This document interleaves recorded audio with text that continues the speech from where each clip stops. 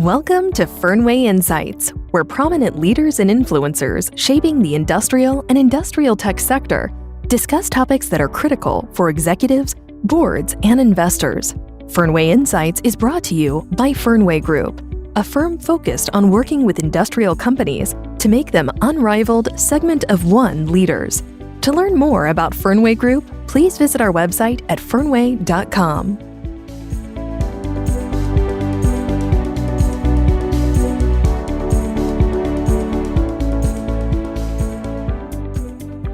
Hi, this is Nidhi Arora, Vice President at Fernway Group. Welcome to another episode of Fernway Insights. As we continue with our theme of value creation and transformation in industrial sector, our guest today is Ms. Meghan Juday, Chairman of the Board at Ideal Industries. Meghan is a speaker, author, and family business and corporate governance advocate. She has a deep understanding of what helps family businesses thrive and survive and makes it her mission to share this know-how with the family business community. The enthusiastic champion for family businesses draws on her experience as a fourth-generation leader and chairman of the board at Ideal Industries, a 105-year-old family business in its fifth generation of ownership. Meghan has vast experience speaking and moderating events and as a panelist, podcaster, and keynote speaker. The published author sits on the editorial board and as a contributor to NACD Private Company Directorship, contributes and sits on the editorial board for Family Business Magazine and writes for Private Director and Family Business Magazine and other publications. Her consultant work focuses on family and corporate governance. Meghan served as the director of the Family Business Center at St. Joseph's University and founded the Lodi's Forum, a peer group for female board chairs, vice chairs, and lead directors. It is no surprise that Meghan today is a highly sought-after public speaker, published author, and transformational leader. With that, Meghan, welcome to our podcast. Very excited to have you here and look forward to the conversation. Thanks so much for having me. It's an honor and pleasure to speak with you today. Perfect. So, Meghan, let's start by talking about Ideal Industries, right? It is no news that it is one of the most successful family-owned business. Tell us a bit about the company and what it does. So Ideal Industries was founded by my great-grandfather, J. Walter Becker, in 1916, and he started with one product, which is a commutator stone, which still is used today, although it's not our most well-selling product anymore. It's something that is still is so useful in the marketplace.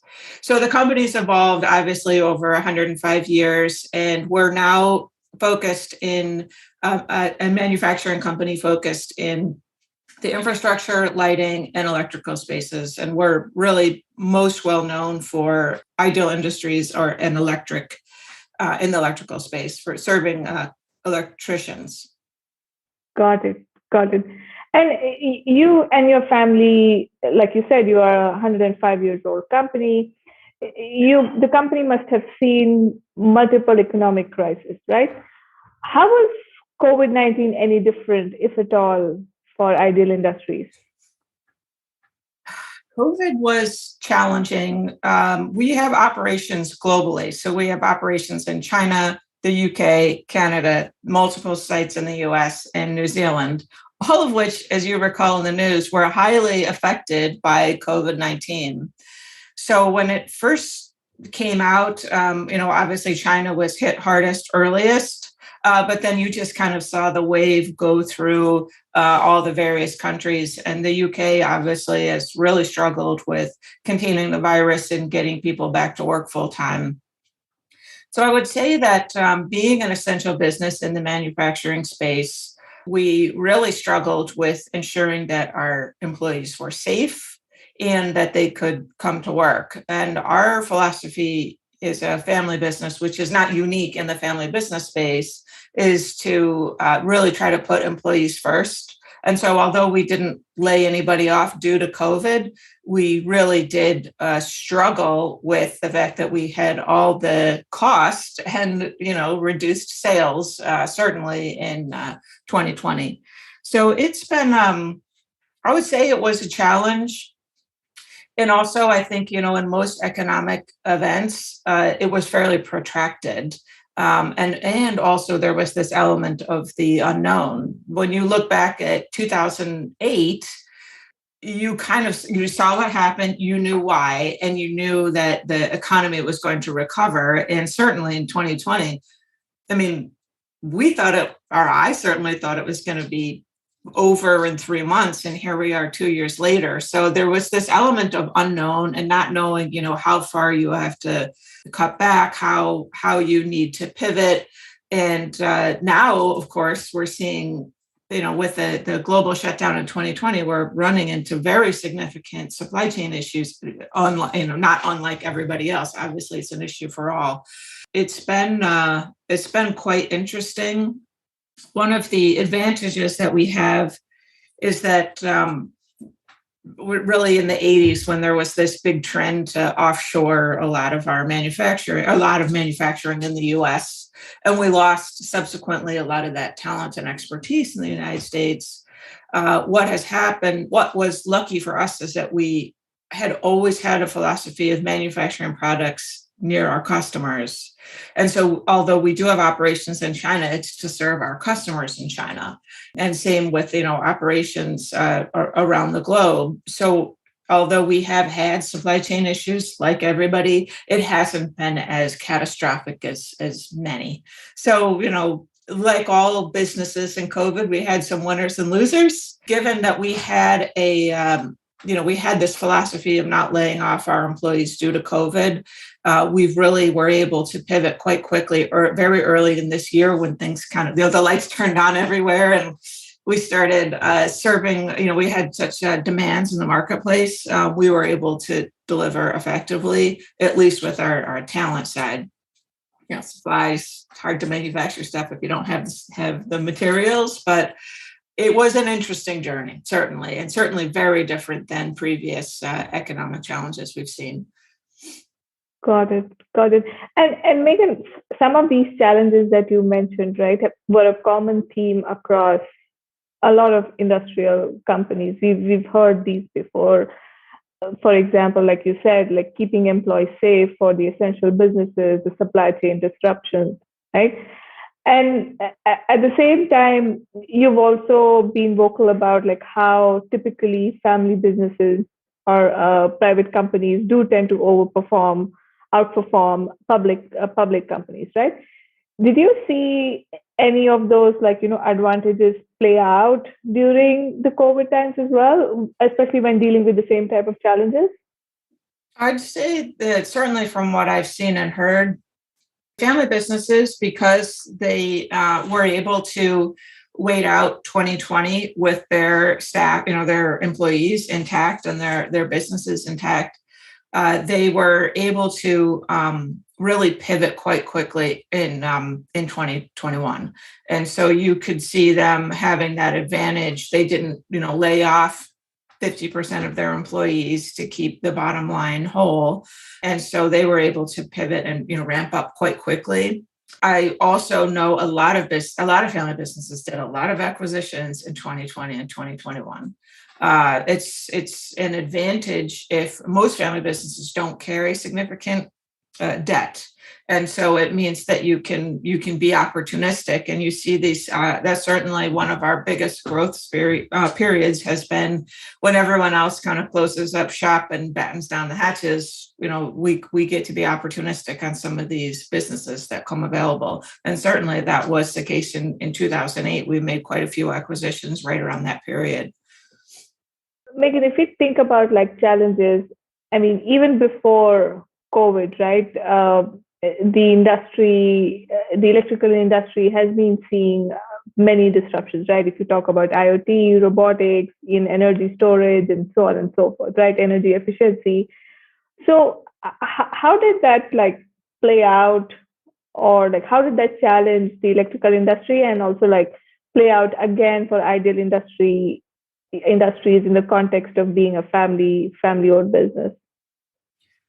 I do worry sometimes that family businesses, like in general, are going to have a difficult challenge with meeting the new technologies that are up and we're seeing more currently. I also think that a lot of family businesses have been slow to even adopt to kind of the digital trends that started, 20 years ago. And some of them are being left behind or being, competed out by people who either have more technical expertise or just willing to invest more to kind of keep pace with the changing times. But one of the things that I find so fascinating, and I've run into a lot of family businesses that make these products that no one ever touches or thinks about, but are absolutely reliant on every day. So one of our biggest selling products, for example, is the wire nut, which everyone has in their homes. It's connecting wires behind every switch or light fixture in your house. There's probably, thousands in your home, in an average home, and yet nobody thinks about it. Nobody talks about it. It's just it helps you get about your day, but you don't think about it. And I've met a lot of family businesses who, make the thing that goes in the thing. So one company I ran into makes soundproofing to go inside car doors.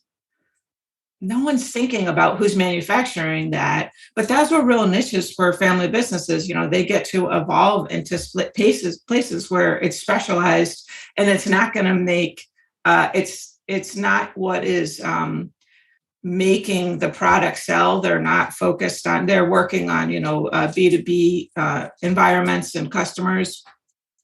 And someone else can worry about the digital and technology and IoT and everything else. So I know that's a huge, family businesses, spawn everything. But I think it's kind of interesting that a lot of family businesses have found these niches that no one would even think to disrupt or get involved with, because it's not, it's not where the massive dollars are. It's great livings for people and creating real jobs for employees.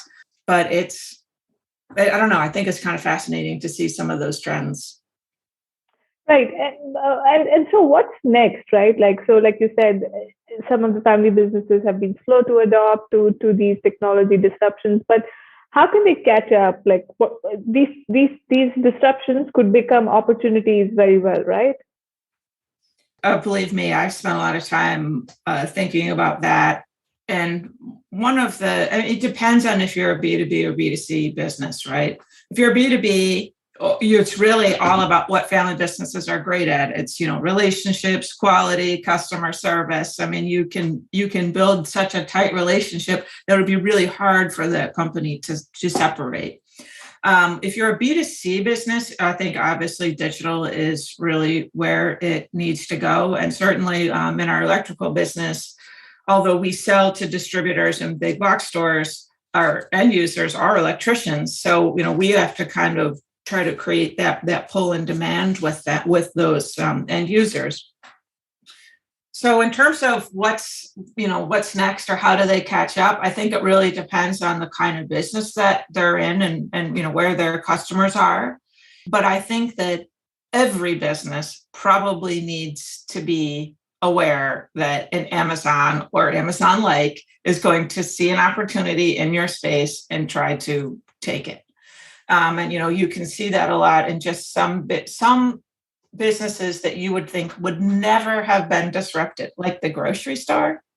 It's kind of surprising that somebody, a local grocery store, which has the customers, can provide, has perishable products and has the footprint, has been disrupted into being, by Amazon and other vendors who are trying to get closer to the customer with convenience, not, kind of at your doorstep rather than having the bricks and mortar.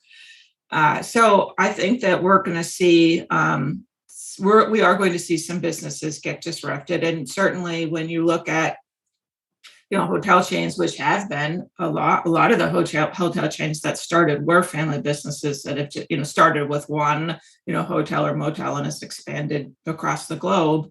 But you're seeing a quite significant disruption with them with, a different offering like Airbnb or VRBO, which is really, putting an impingement on some of their growth opportunities and, creating challenges. So I think, in the end, it's really about what are the core issues that your customers are dealing with, and really trying to understand that to know whether or not you have the best offering that you can deliver and that you are thinking creatively about how to solve some of those challenges and issues. Meghan, I would like to switch topics now and talk about your journey so far.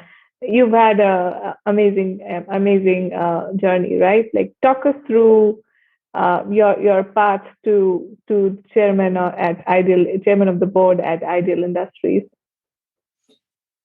So, growing up in a family business of a manufacturing company in the Midwest that had only ever had male leaders and male family members working in the company, I grew up never really considering Ideal as an option or serious option.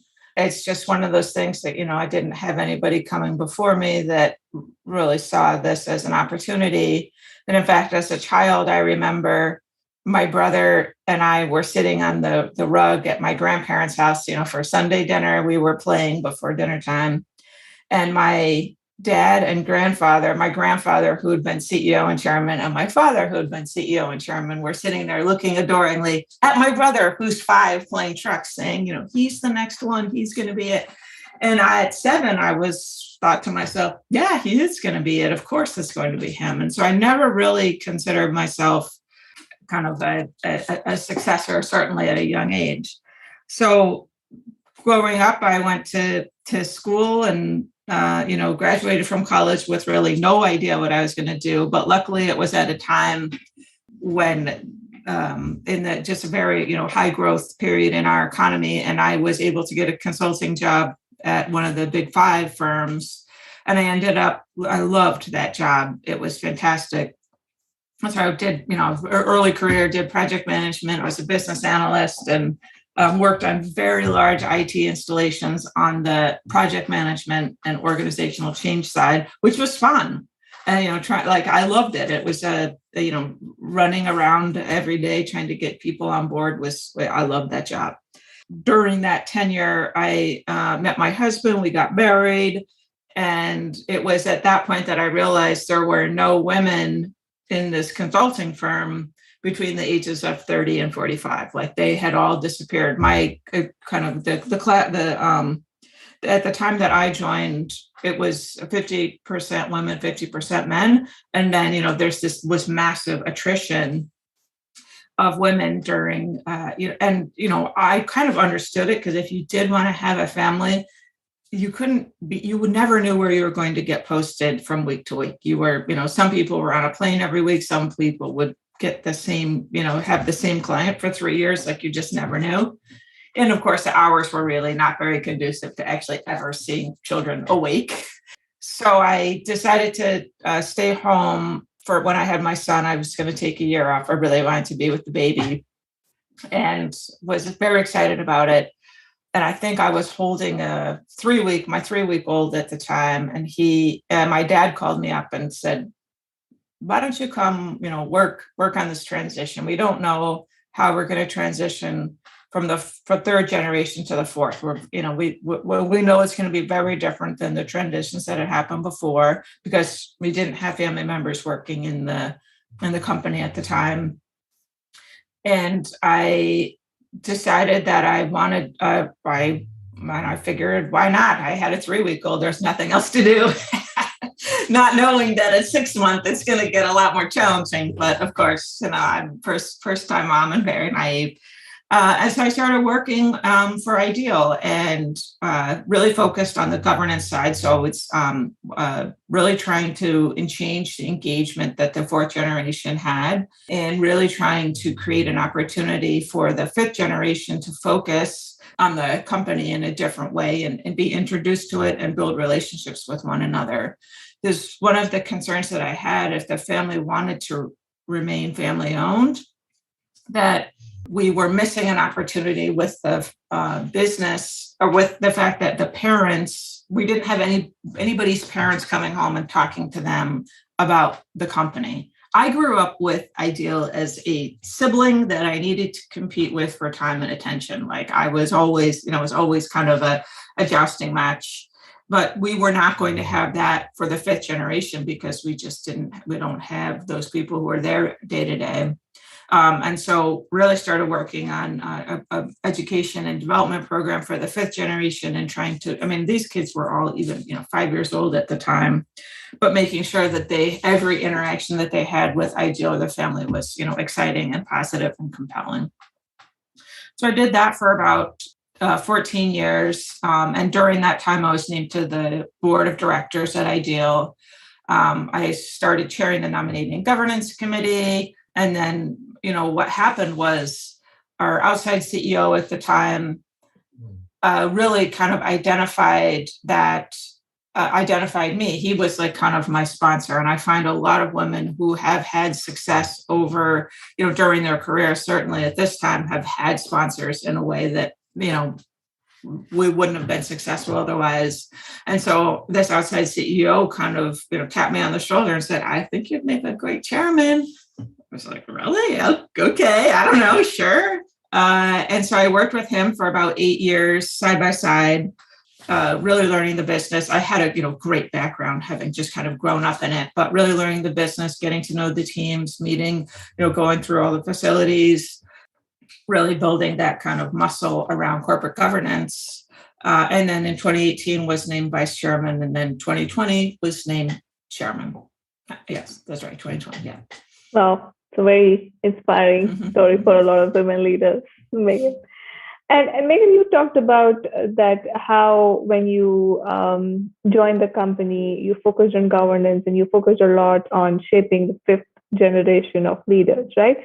Tell us about some of the initiatives you launched to do that, to like increase the family engagement and to also like shape the next generation.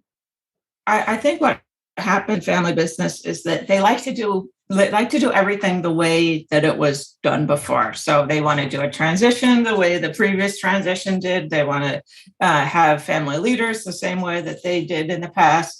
And really coming in and assessing the situation, I realized that what had worked in the past, although it had been very effective, was not something that was going to work for that fourth generation. It's not, this is the generation that you go from siblings to cousins and second cousins. And, people grew up very different lives. They had very different associations with Ideal. Their parents had different associations with Ideal, and, some were very enthusiastic and supportive and some maybe not so. And so, all of that, when you look at, family business, often people talk about legacies being this great thing, but a lot of times, a lot of, prejudices or dislikes that somebody has, they pass those down to their children as well.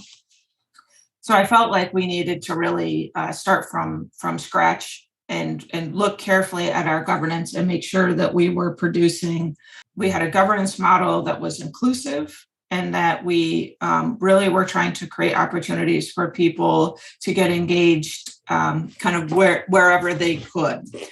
So one of the things that's different in the third generation, there was enough wealth that people had a lot more free time than what existed in the fourth generation, certainly at that period.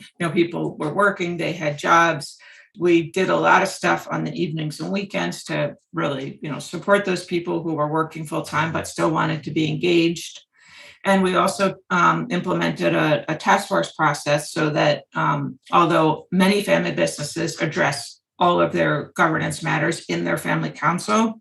We felt that it was too difficult for some people to commit full time to the family, not full time, but commit formally to the family council, but still wanted to be included in their decision-making process, policy development or whatever else. So we came up with this model of a task force process so that people could come in for 6 weeks or 3 weeks or 4 phone calls, get fully apprised, share their viewpoints, and then kind of go back to their daily lives. So it was that was a way in which we were able to incorporate all of the voices in the family, or anybody who felt passionate about a topic, either for or against. It's good. You want to know all these things, and really end up delivering on delivering a policy or program that was more inclusive and reflected, more of the family's perspective. For the fifth generation, we really felt that when we had a fifth generation that were growing across, growing up across 3 or 4 time zones in the U.S. Luckily, we're still in the U.S. and not all international, like some family businesses. But I felt that we really wanted to ensure that every time the parents got together for a family meeting, that the kids had alternative programming. We would fly them all in. The company paid. So if you had a family council meeting, you would bring in the kids as well. And so it became this very useful opportunity for them to it was like this quarterly pattern of course you give up whatever you have scheduled that weekend and come to a family meeting. And for them, the family meetings were babysitters or bouncy houses or adventure training. So leadership skills and team building. And what's been so nice is that we have a population of kids who, although they're second cousins or second cousins once removed, they and in kind of any other not business owning family, they wouldn't even ever have probably met. They are on FaceTime every day or whatever new technology they're using, but they're still, even all through the pandemic when we couldn't get anybody together, they were on the phone every day talking, or it's not the phone, but whatever the phone thing is. And they're very close, which was, I'm so proud of, because not everybody gets an opportunity to grow up like that with their, second cousins. And so we get a chance of getting everybody together every year, a couple of times, obviously for our ideal meetings, but then we actually have the fifth generation run a family camp for us. So they have to plan a weekend. We get about 20, 25 people to come up to we have a cabin in northern Wisconsin that we all share. And the kids plan the weekend, including baking logos, T-shirts, trophies, medals, ribbons, the whole deal. And then they run a lot of activities over the weekend.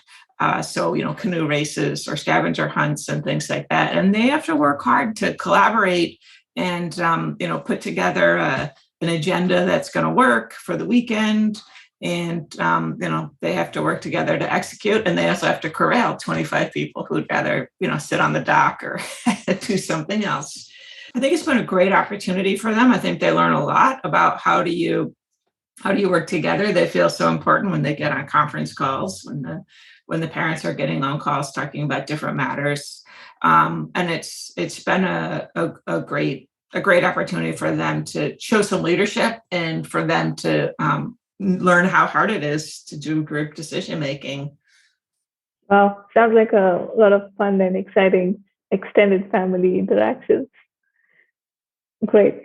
So, Meghan, we've talked about governance and engagement in family businesses, right? Now, I would like to talk about a couple of other things that we've noticed at Fernway for family businesses, right? And one of the things is the fact that sometimes family businesses struggle with getting access to the right talent and capabilities. And the electrical industry, like a lot of other industrial segments, has its own talent gap challenges too, right? Tell us How have you managed to bridge the talent gap at Ideal? It is a challenge. I think that we have geographic challenges where many of our manufacturing facilities are outside of like a metropolitan area. And it's just kind of happened by chance, but it does make it more difficult to get executives to want to relocate their families or move. And so we actually have even up to 10 years ago, we had a remote executive team, mostly because it doesn't matter where you live because you're always at some other facility doing something. So that's, I think, was a competitive advantage, that we're not requiring people to relocate. And now, certainly during the pandemic, a lot of our executives have actually, relocated to places even outside of Illinois because we got so good at remote working. And then when you look at the challenges in just the manufacturing space, it's difficult. This is an expertise that has exited the country, essentially, when everybody started offshoring.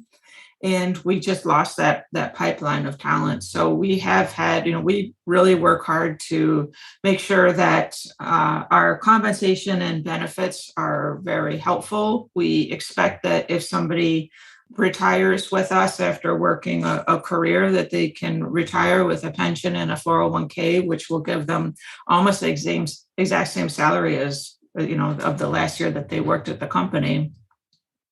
And so we're really trying to, create a benefits package, a culture, and a, career opportunities at Ideal that allow people to really, spend their life working with us.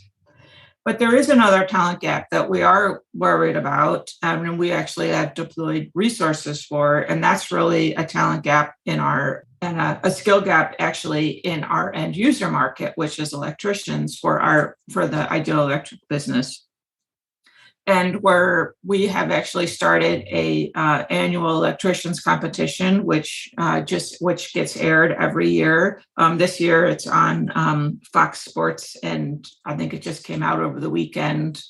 When we usually get 40, 50, 60,000 electricians trying to compete to come to this weekend, where we kind of pit them against each other to try to see out who's the best electrician in the U.S.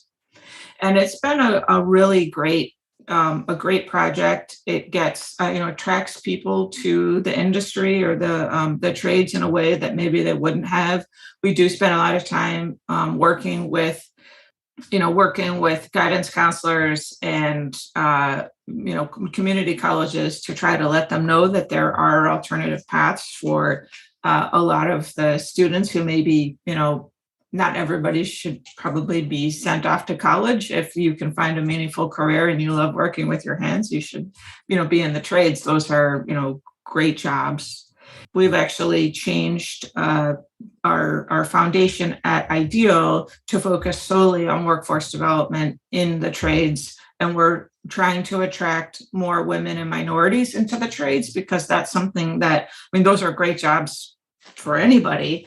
And certainly a lot of those jobs, require brains, not brawn. And so there's a lot of opportunity for people to find great careers there.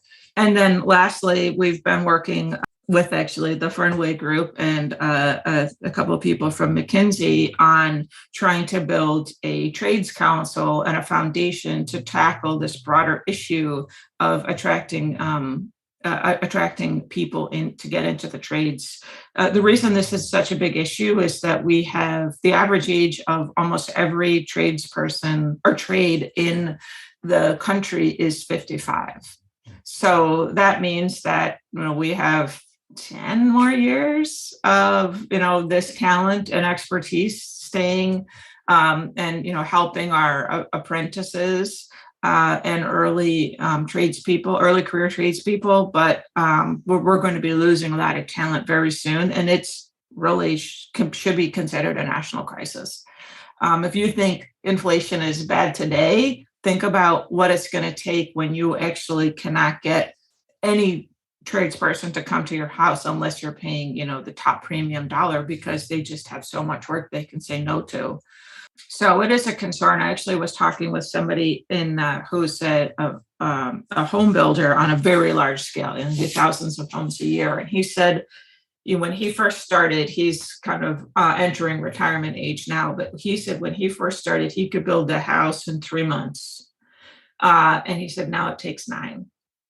And when you think about, okay, one house, no big deal, but you extend that across the millions of homes that are being built, you see that, we are actually already seeing an impingement on our economic growth in these homes being built. And so I think I think this problem is going to get bigger and bigger. And so we're really working on many different fronts to try to make the trades look exciting through, Ideal Nationals, which is the competition we do to try to attract more people with the Ideal Foundation and to create more awareness now with this Trades Council and Foundation we're working on as well. So there's a lot of work to do in this space, but it's a massive issue. And one of the things that we really want to do is make sure that, we're working together with all of the other organizations and businesses who are trying to, tackle this issue, because the problem's so big, there's no need for any kind of competition. We just should all be working together. Right. Some really good initiatives there, but also some concerning stuff, like you said. Yes. We should all be very concerned. Right. And you mentioned culture, Meghan. So that's where I want to go next, is the fact that sometimes family-owned businesses, they take a lot of pride in their culture, but it's always not easy to sustain that culture over generations, right? With Ideal now being in its 5th generation of leaders, how have you been able to do that at your company? Well, I agree. It's difficult and also worrying, especially as a family business grows to having outside executives and you have less family presence there. There's a worry about the culture and cultural impact to that. But I would say that our founder, my great-grandfather, J. Walter Becker, had values, and he actually was not a egotistical man and would never have called something Ideal except that, or his company Ideal, except that he thought that Ideal really represented his philosophy and culture he wanted to create. So he thought that if you had ideal relationships with your employees, customers, vendors, and community, that you would everybody would prosper, and that was really his goal. That not for him to prosper on the backs of others, or on the back of the community, but really that everybody is lifted up together. And I spent some time, and certainly when I started getting more involved with the company, and then I became vice chairman and then chairman. I spent some time really thinking a lot about culture, and I realized that under our current leadership, the J. Walter Becker's values are lived every day. And I firmly believe that if he came back today and looked at this business, he wouldn't recognize the products, the buildings, the people. But if he spent time talking to them, he would realize this was his company, because those values, talk about a meaningful legacy, those values are still living today. However, there's always more work to do. And we recognize, as the diversity, equity, inclusion, and belonging conversation has really bubbled up in our country, we want to be better, and we also believe that we have some opportunities in the ESG space as well. So we are one of the things that we've been doing is really trying to put together programs to at least understand where we are at a baseline level, and to then also assign executive sponsors to these programs, but then also have reporting structure to the board. And so we've even changed our compensation committee on the board to really look at compensation, talent, and culture as well. Because compensation is like a very small piece of what you're trying to achieve when you run a business. And so really trying to expand that charter to tackle all of these major topics, I think really helps then drive the importance through the rest of the organization. Right. Great. So Meghan, we are almost towards the end. In closing, I would like to talk about some of your writing and your work as an author, right? You've been a long-time contributor, and you also sit on the editorial boards of Family Business Magazine and NACV Private Company Directorship. Tell us about your most enjoyable work so far there. Usually when I find myself writing, it's usually because I woke up in the middle of the night all feeling passionate about something.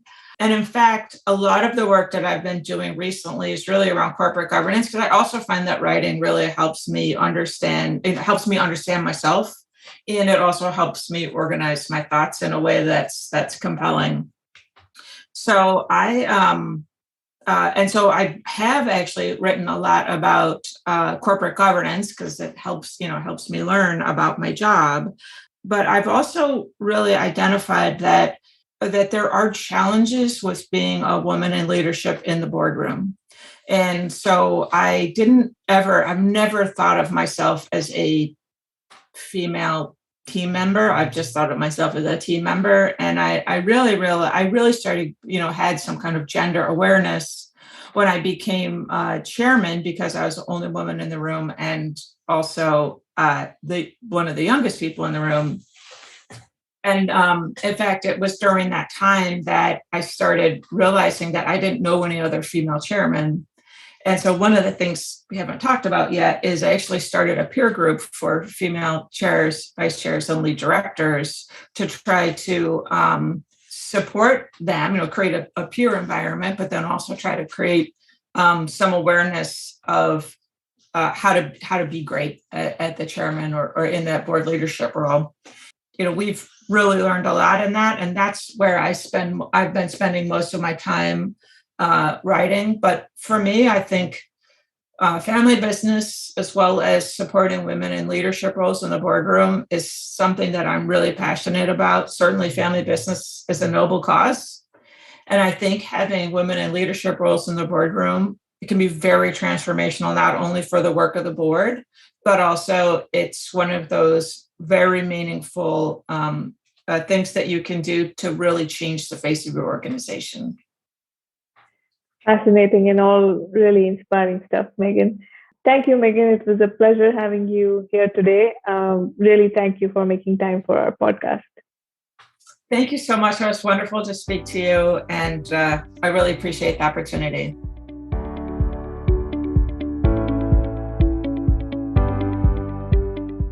Thanks for listening to Fernway Insights. Please visit fernway.com for more podcasts, publications, and events on developments shaping the industrial and industrial tech sector.